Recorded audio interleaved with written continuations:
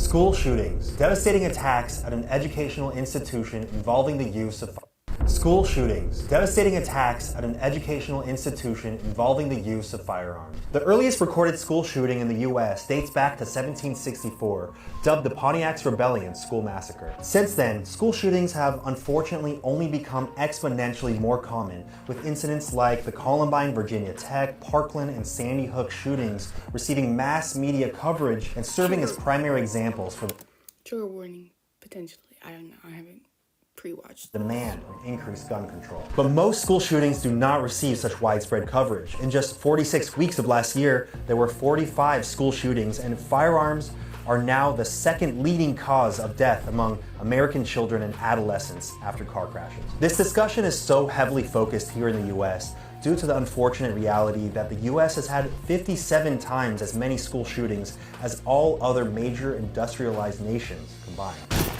My name's Anthony Padilla, and today I'm going to be sitting down with survivors of school shootings to learn what it's really like to live through such a traumatic and earth-shattering event. Were these survivors able to come out the other side of this horrifying event with a newfound drive to experience all the joy that life has to offer? Or do they live every day frozen with fear and deeply tormented by the inexplicable evil they've experienced at the hands of one of their peers?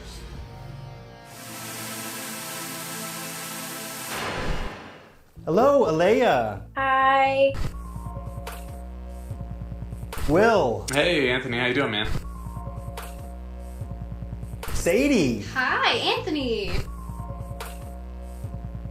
Thank you so much for coming on here and teaching me about the world of surviving a school shooting. Thank you for having me. How would you describe yourself? A survivor, someone who simply experienced the unthinkable? I would say someone that went through a school shooting. I do classify myself as a survivor. At this point now, I don't label myself as a school shooting survivor. I am, but it's like not my identity. Can you tell us what year and what school you were attending, and if you can recall the events leading up to this incident? So I went to Columbine High School. This school shooting happened on April 20th, 1999. Marjorie Stoneman Douglas High School in Parkland, Florida. Our school shooting happened on February 14th.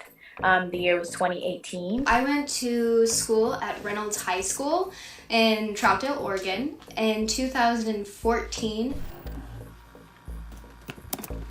I remember it being the last day of If school. you know me in real life, you know I'm like a buff for murder and stuff, and the Parkland shooting sentence trial is going on right now, and I've been watching it religiously, and I've been kind of contemplating making a TikTok series about the whole situation because it's very polarizing, and there's not millions, but there's a lot of victims and survivors and stuff like that, and the whole trial is just pretty much victim impact statements, and it's really very sad, but it's also like, wow, like this person literally gave like a bunch of people trauma for the rest of their lives, you know what I'm saying? Like, that's just mind-boggling to me.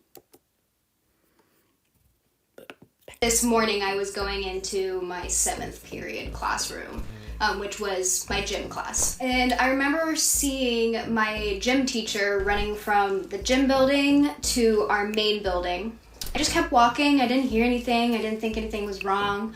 And I remember seeing all my classmates just running to the back of the gym. 60 kids just sitting in this hallway, like terrified. Hearing people saying that there was a shooter, that they heard shots, but like in that moment it's like you don't believe it. And I remember hearing someone talk about seeing someone in the gym, like looking around for people and with a gun, and I was kind of like stunned by that. They walk out the gym, and I remember hearing one gunshot. That's when it finally like struck me that something was actually happening. The shooter had a specific plan, and that plan was to kill all of the kids that were in my gym classes. He had a journal that said that he wanted to kill and shoot all of the sinners. In his mind, we all deserve to die, and it was the one person that did pass away, unfortunately, was the one that actually saw the gun and started it before the shooter could do any more harm. They alerted other people. Yeah, it was because of them that we all pretty much survived, because the plan was to wait until we were all in the gym together and then just go at it. So it was the last period of the day. It was actually my only class that I had in the 1200 building. So my teacher had us present our projects, and then we began to work on our lesson on our computers. I mean, I'd say 5 minutes into me sitting at my desk is when we heard the first round of shots. The entire class just immediately paused. And then we heard the second round of shots, and that's when we immediately all got up and ran. And half of us ran to the... Is that the... I've never seen this before. Okay, so like Florida's laws are the dumbest thing when it comes to trials and stuff. They don't show anything, they show the juries, and I cannot find this on internet at all. Like, this is like, wow. So this is a layout of one of the floors from their school. Their school is like a huge school. It's crazy. Corner that is designated for an active shooter drill. So I remember sitting down in the corner, still hearing my classmates saying, it's just a drill because you guys know we're supposed to have a drill. Right. And they said they were gonna make it really realistic this time. And then I remember telling myself, well, if this is real, I'm very petite. So if I were to get hit anywhere, I probably would not survive. So let me get behind something. And the only thing that was in front of me was my classmate, Nicholas Doret. When I scooched between him and the bookshelf, I looked down at my phone to call my mom. And as I lifted my thumb to press the green call button is when the shooter started shooting into my classroom. I started to see red trickle onto like a puddle of red on the floor. And I'm like, oh, maybe it's just a paintball gun. This is just not a funny senior prank, but it can't be anything other than that. And I look up and I see my classmate Helena slumped over on the wall, and it snapped to me that she was dead.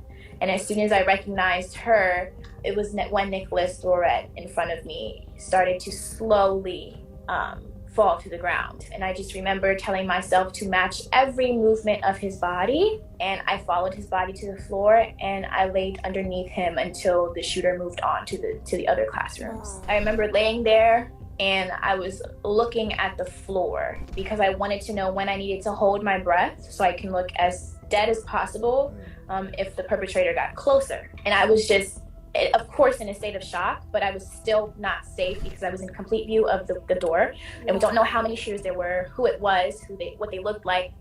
So 2 of my classmates pulled me behind a filing cabinet. I'm calling my parents. I'm telling them my last goodbyes because, of course, I'm not thinking I'm making it out alive. I wanted to make sure that they could hear me in the middle of all the noise. So I didn't hold my phone like this. I held it like this, saying I love. The Parkland shooter, Nicholas Cruz, who was 18 years old when it happened in 2018, went to this school. His mom pretty much died. That's the only significant thing that happened in his life. When he went to school, he got in like a fight, and he claimed that like it's a whole thing. There's a JCS video about it. It's pretty good. He tries to be like insane, like he's like, the voices in my head are going crazy, but there are no voices, like, obviously. So yeah, but I've never heard a story like that. I wonder if she testified Love you, in the trial, and then the call. Because I've never heard any of the stories like that in the trial. That's a very, that would get me, dog. Like, oh my God. And my mom told me she was hysterical. Like, she went outside the house and started screaming. And then my dad told me there was one point where he thought I did die because he heard the bullets and then the phone dropped. So he thought I got shot. So both of my parents didn't think I made it. I went to the library before school and hung out with a couple of friends. We all kind of went our separate ways to class, and so took a couple of tests in various classes. I felt like I nailed the test. I was done early, and so I just had like 10 minutes to stop and think, and I actually stopped and I said a prayer. I felt like this need to pray. It was not like a premonition of anything bad to come, but I just felt kind of a little bit of gratitude, and I went and I met my buddy at his locker, and we walked down to the lunchroom. Then we went outside to the same place where we sit outside, like where we eat lunch every day when it's warm. We were sitting out there hanging out, and then all of a sudden we heard some fireworks going off, and so we were like, hey, there's probably a senior prank going on. Let's go see what they're doing. We got up and we took a couple of steps, in the direction where we heard the firecrackers, and we saw shooters on top of the hill. And one of the very first things that I saw, like the most vivid memory, is just seeing the dirt flying off the ground, and just like, I have that like freeze frame in my head, and I looked up and I see a smile on this guy's face. A kid named Sean Graves, and he just instantly drops to his knees and starts screaming. And they shot him in the back, and then they shot him again. And I just, all of a sudden, it's like, this is not a senior prank, and it got really real. Ran inside that door that I had ran out or come out of for lunch, which is probably just 5-10 feet away. And then the very first person I saw when I ran inside was my track coach, Dave Sanders. And so I said, hey, coach, there's shooting going on outside. And then Dave starts telling a bunch of people, and one of the people I see very next is a guy that was on my basketball team. He was just getting ready to walk out that door. I was like, don't go, don't go. Like, there's a shooting out there. And he's like, stop BSing me. I'm like, I slammed his tray down. And I said, I'm not joking. Let's go. It almost sounds too unthinkable to even be a reality. Yeah, imagine It that was in like walk. 1999, like just like school was fun back then. Like you could go outside for lunch. I did not do that in high school at all. Into a totally different world. And I was in there for maybe a minute, and then the energy flipped, and you could see the fear in their eyes, and that fear in their eyes like transferred to other people that are like, what is going on, you know? I took him and a few other buddies, and I was like, let's go to the bathrooms and hide. We went into these bathrooms, and they were kind of behind the cafeteria in this like hidden little spot. We all got into one stall and climbed up on the toilet because we didn't want a shooter to come in and see our feet. Then I stopped and I said a prayer, just, God, like, help my sister to get out of here, help me to get out of here and be safe. And, you know, while I was praying, I heard an explosion, and it, like, shook the wall, you know. That place was no longer safe. And the moment we walked out of the bathroom, there's a door next to it, and it goes up into the stage. It's actually like my elementary school choir teacher, who's now teaching at the high school, opened that door up. And he's like forever a hero to me. Because like if he doesn't open that door up at that time, like I'm trapped a little bit. And then we just slowly are walking through this backstage area. We peek out the hallway when we get to the top of the auditorium, and we actually hear gunfire down the hallway. Look, it's kind of clear, so we just run and book it. And we just started hightailing it to an apartment complex that was nearby so we could call our parents. Can you even begin to describe the fear you felt while the shooting was occurring? Or is that something so painful you tend to kind of block it out so you don't have to relive it? I don't know if I really felt a sense of fear as he was shooting into the classroom. It was more so a sense of survival. And then I felt the fear when he moved on to the other classrooms, because I guess that's when it registered in my mind. You know, the pain for me isn't the fear. The pain is the loss. A loss of like my classmates, my track coach. 1, 2, 3.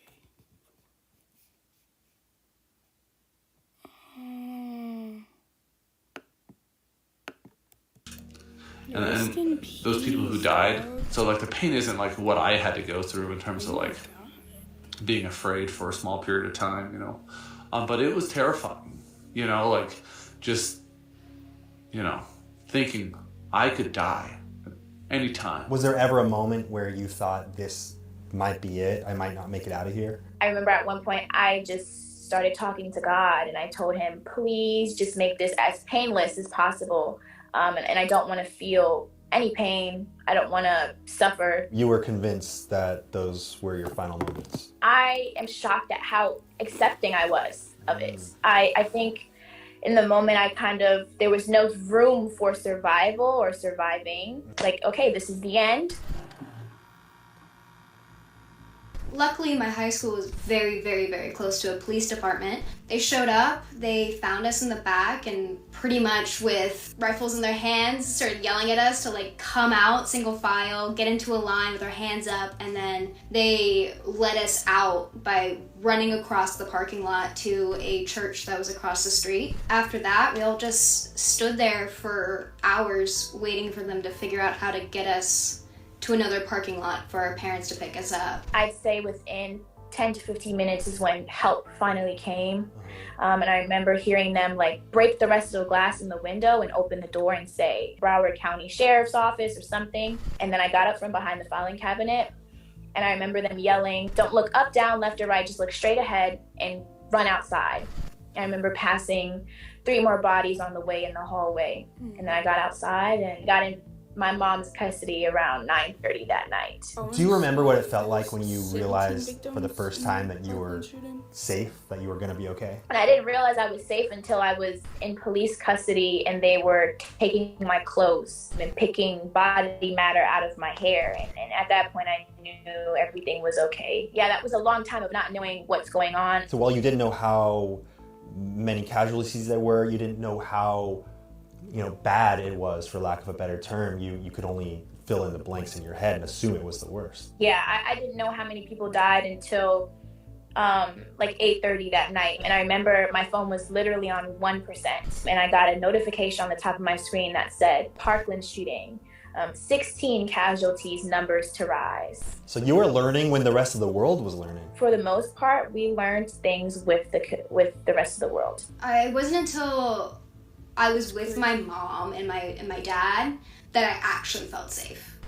I didn't feel safe like waiting outside, just sitting there like a duck waiting to get shot. Like, it wasn't until I felt the comfort of my parents that something clicked. What did your parents say the first time you saw them? They must have been really going through it. The first thing that my mom said to me was, it was Emilio. Emilio being the kid that got shot. And I got teary-eyed, but I tried to like keep it together. It was like 9 o'clock and she came to the Marriott and got me, and I just remember hugging her, and the detective was like, "Don't touch each other because she's still evidence," or something like that. And I got upset and I was like, "Y'all literally have my clothes, y'all have my pictures, y'all have my statement. What else do you need?" Like, let me hug my mom, please. The only thing that might possibly make me feel okay in these moments. Yes, so I was very upset. But thankfully my mom calmed me down and we went home, and I just remember going home and everything scared me. Everything scared me. I probably slept with my mom for like 3 weeks after the shooting. Do you remember the first thing you did when you got back home? I probably got home at like 8 or 9 that night, and the shooting was at like 11. And so I just remember being like emotionally exhausted, just like, oh my gosh, I gotta go. And I just fell asleep. Yeah, you spent all that time not just, being afraid for your life, but then also being afraid for the safety of everyone that you know and love on campus too. Absolutely. Hopped straight in the shower because of course I had blood and stuff on me. I feel like it must have almost felt like it wasn't real, but then you have that confirmation that it's actually real. Sometimes it's really hard to just recognize that actually happened, let alone like in those few hours and days afterwards. It was really hard.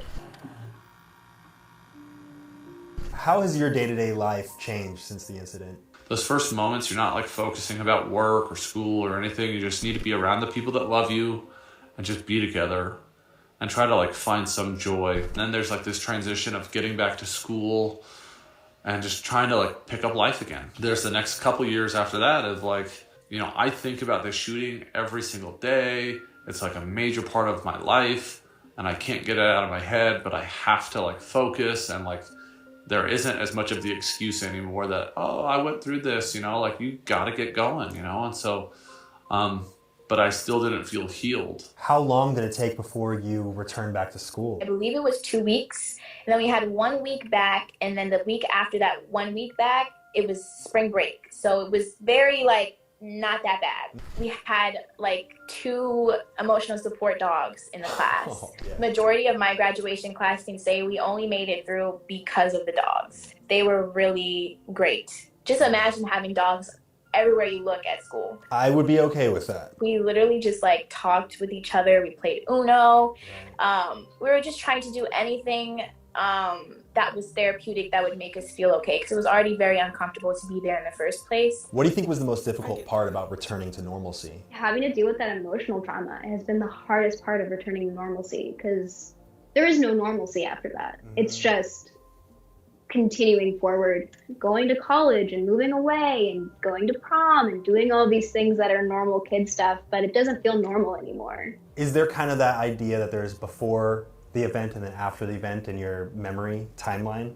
It woke me up to a lot of the problems that are happening in this country, and that those things aren't going to get done unless we as the generation actually talk about it. Right. That this is affecting us. Did this experience have any unexpected psychological effects on you? I was diagnosed with PTSD and I had to go to a counselor for a while, and there's no overstating like how difficult that is to deal with, you know, and so I think people need to give themselves some space and come up with a plan on how they can get better, but not be too hard on themselves. I feel like many of us, after dealing with any traumatic event, will kind of feel like we need to kick ourselves into gear to just get things back to normal, but you really can't. Like, things don't ever go back to normal. You almost have to learn how to live this new way of living with that experience, with that trauma. It's not like I'm totally healed and over it, you know, like I still cry when I think about my friends that we lost, or it's a very emotional experience, but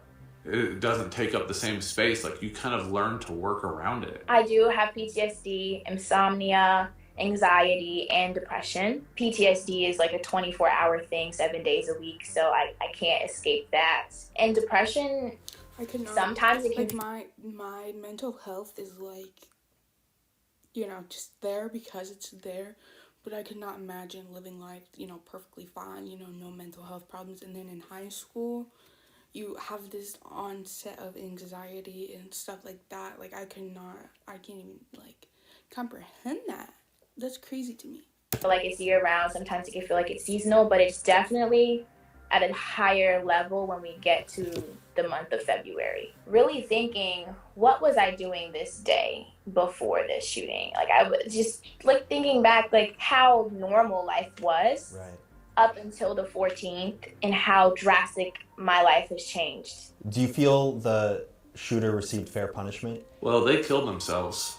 So I'd say no. There is no justice for stealing a life. There's nothing you can do to make somebody whole again. And so you can't focus on, oh, this person needs to pay. There's nothing you can do. There's no payment ever. It's been robbed from you. And you just have to come to terms with that, like, that life's been taken. And we just have to, like, enjoy and appreciate what we have in life and keep moving forward. He's alive and the trial has not begun. I actually did my deposition for the pre-trial 2 weeks ago, which was very, very, very hard. In the state of Florida, we do have the death penalty, so that is in question. And honestly, I don't know what I would like either. It's very hard to think about.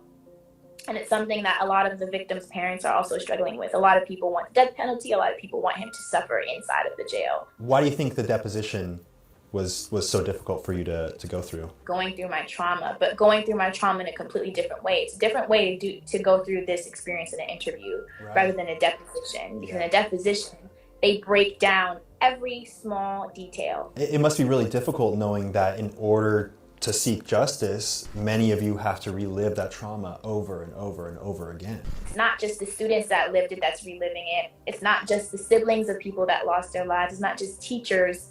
It's literally all of us, including the victims' parents. And those should be the people the most that should be trying to focus on, you know, figuring out their new normal. But instead, they're faced with reliving their traumas as well. And it's really hard. Anna Vines wants to know if you knew the perpetrators beforehand and if there were any behaviors that they displayed that people should be made more aware of. No, I didn't know him, but, you know, high school talks. So I did hear some stories that he would bring like dead frogs or lizards to class and like chop them up.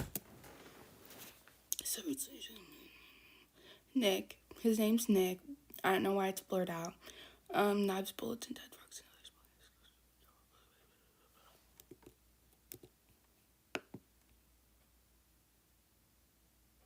On the desk.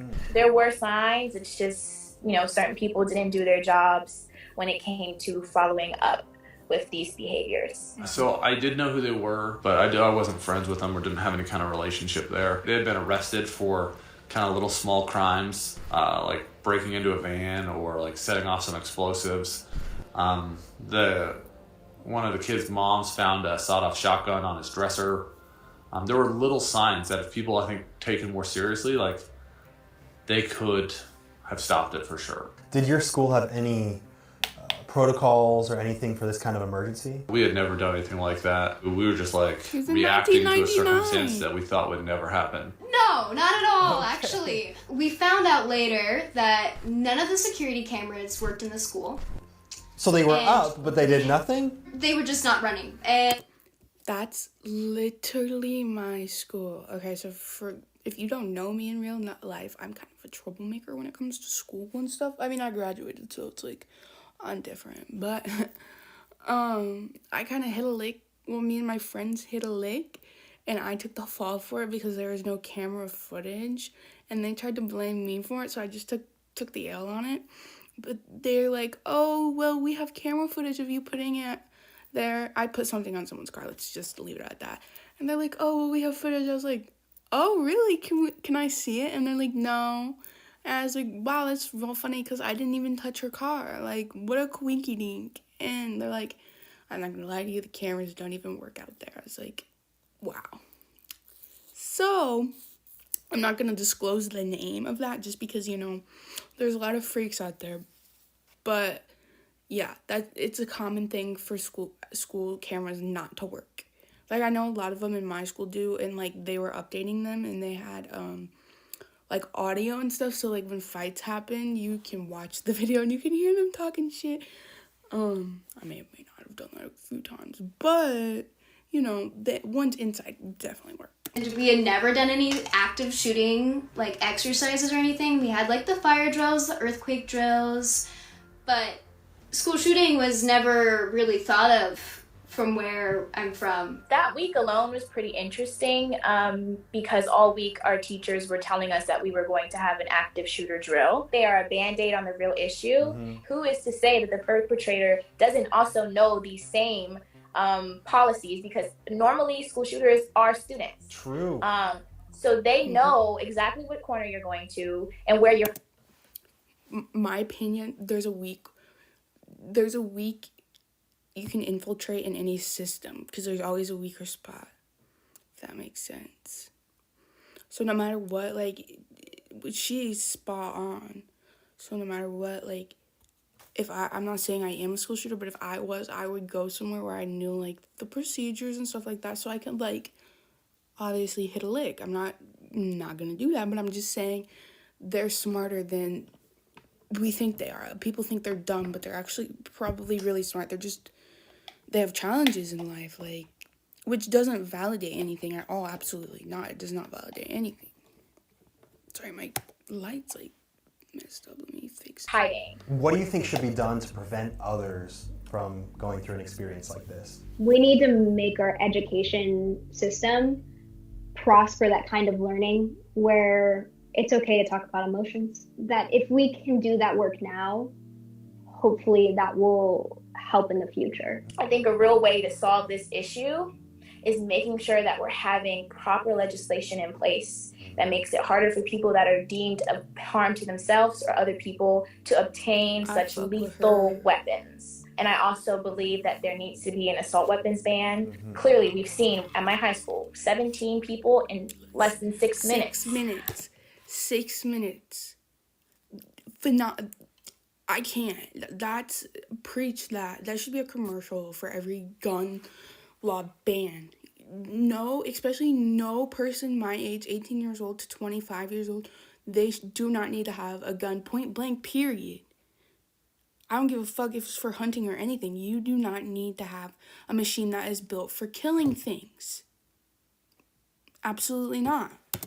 There's no reason a civilian should need a gun with that much power. Absolutely. But I think really folks that survive school shootings need to be in the forefront of this change. How do you feel the U.S. government is handling the topic of school shootings and gun control? They don't give a fuck. They don't give a fuck. They'd rather they'd rather raid Trump, ban abortion, fuck life up. But no guns. They are terrible. So all of these different sections within gun violence are solved in different ways, but they all need to be within the conversation. And we know that our government does not do that at all. Majority of gun violence happens within marginalized communities of color. Black and brown youth bear the brunt of gun violence, and they're the people that deal with it day to day. Because I think legislation can be a way that we prevent mass shootings, but I don't think legislation would be a way that we prevent gun violence in marginalized communities of color. I think we need resources into those communities. We need money. We need proper schools. We need proper jobs. We need actual, real, hard resources in these communities. How do you feel about the proposal for teachers to have guns to defend their students? I wouldn't feel safe being in an environment that already has a gun. Because the gun that was used during this senseless act of violence that you endured was stolen from someone who attained a gun legally, so it really wouldn't be that different than someone taking a gun from a teacher. It would be so much easier for someone to get their hands on a gun within a school if we had actual guns. Teachers already are working a job that is almost without a shadow of a doubt they're being underpaid, and also they're around children all the time, and then to expect them to know what to do in the case of an emergency with a weapon of destruction in their hand. It doesn't feel right to push that onto them as well. Well, if this is going to happen, you're going to have to be the person that saves all of these kids. Right. It feels like a lot of pressure. How do you feel when people say things like, guns don't kill people, people kill people? Guns are strictly made to kill something. At the end of the day, have, since colonization, been used to suppress and kill and discriminate against people of color, against oppressed different kinds of generations. It's in the... I don't know if it's just because I'm from a hodunk town, but I'm a minority, if you can't tell. No one thinks the way that these people think. I mean, I think like that, but no one around here thinks. I live with my grandparents. They call black people colored people still. It's so fucked up, and it's normal around here. Like, saying the N-word's normal, it's fine. History of guns. So when people say guns don't kill people, humans kill people, you're wrong. The guns are killing the person. Right. If that person didn't have the gun, they wouldn't be killing the human. And even if they could say, if we take the gun away, they're going to find another means. It's like, yeah, but those other means won't cause harm in the same way. Most of those means aren't as easy to use as a gun. Right. Because you can separate yourself from the gun. You can be at a far distance. Yes. Whereas in like a knife or something like that takes a little bit more to do harm. Guns are created for the use of killing. That's what guns are made for, and that is why we're having this serious conversation of possibly having gun legislation to stop that from happening. What's something you wish you could say to people who don't understand the severity of the reality of school shootings in modern society? Every single life is so important. We need to protect kids and protect lives because we don't know what kids could grow up and accomplish. And you have to realize how much pain there is in the loss of one kid. Because you might be like, oh, that's just one kid that died. Just one kid. That's already... That's not right. If it's somebody in your family, right. Your sister, your brother, your daughter, right. You... Well, okay, but he does have a really good point because, that's 1999, one person died. The last school shooting was, the last big one was the Parkland shooting in 2018 that I can think of off the top of my head. And that obviously was 17 people. So in the matter of, let's do some math. So 22 minus 1999. 20.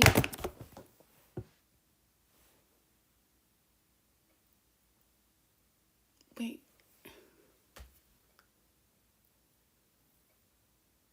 Okay, I don't know why I even did that, honestly.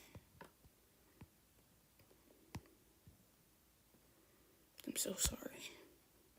Our devastated. These events don't just affect the person directly involved, they affect the entire community, the families, and everyone involved who has ever even known that person. Yeah, and so it's just so important that we do like eradicate that evil from within us. Like, we need to get rid of the hate, get rid of the anger, and like try to find ways to be more peaceful. Have you felt like you've been able to get any semblance of closure since the shooting?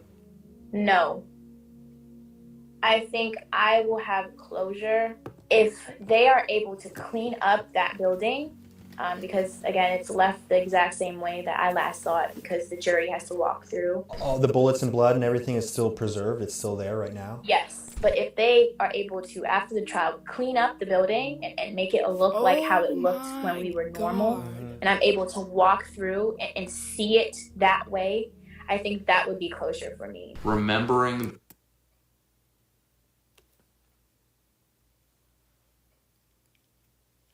I just can't.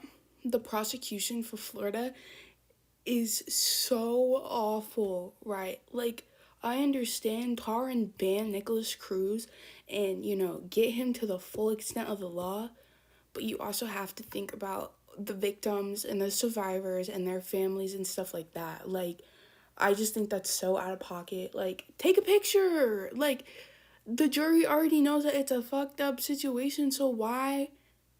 I just can't with that. Like, that's a waste of resources and money and everything. Like, that just irks me to the full extent. I feel so bad for all of these victims and these families. That's disgusting. How did they go back to school? You know what I'm saying? Like, victims, remembering the people that died will be something that I always like work for. And I always want to like be able to think about the people that died and not like let their lives be like lost to history. So I wouldn't say that I like closed that era in my life, I like remember it because it's important to remember, but I also can like move on and still find happiness. And it's like it's like a careful line to balance, it's like remembering but not dwelling. Don't let it control your entire life, but at the same time, don't try to bury it. Exactly, yep. If there's anyone watching who has survived a school shooting and feels isolated and maybe even experiences PTSD regarding the incident, is there anything that you'd want to say to them? There is a road for you to be happy again. And it may not feel like it's possible or look like it. Find people that can be supportive of you and love you and help take care of you. And just start building your life back one day at a time. All right, you got 5 seconds to shout out or promote anything you want directly into camera. Go. If you want to learn more about gun violence prevention and racial equity, check out teamenough.org or Concerned Citizens on. Give me a second. I love her. I'm going to follow her. On Instagram and Twitter. You can find me on Instagram at Alea Eastman or Twitter at Alea.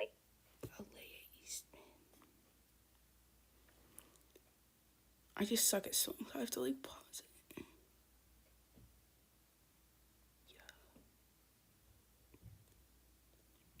East.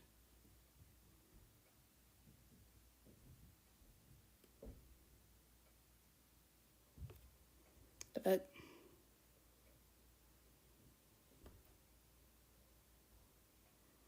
oh, it's because I'm not even spelling it right.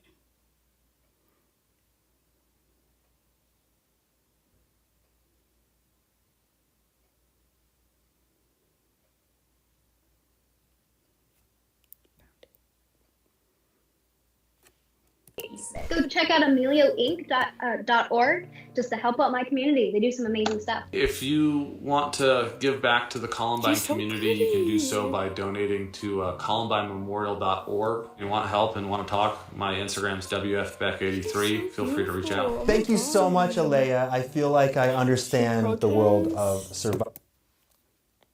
Oh wow, we're gonna watch a clip. Today to talk a little bit about gun violence.